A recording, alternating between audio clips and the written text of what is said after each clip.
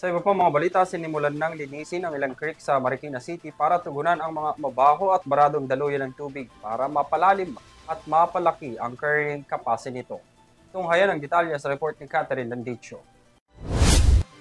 Isinagawa ng Metropolitan Manila Development Authority o MMDA ang inspeksyon at paglilinis sa Sapang Baho Creek sa Marikina City bilang bahagi ng pagpapatuloy ng Bayanihan sa Estero program ng ahensya.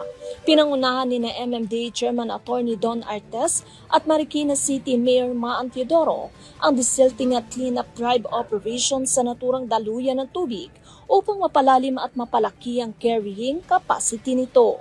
Ayon kay Chairman Artes, ang Sapang Baho Creek ang ika-32 sa mga estero na nalinis ang MMDA na higit pa sa target na 23 priority esteros ngayong taon. Dagdag pa niya na may 40 hanggang 50 estero pang nakatakdang linisin ng ahensya bago matapos ang taon.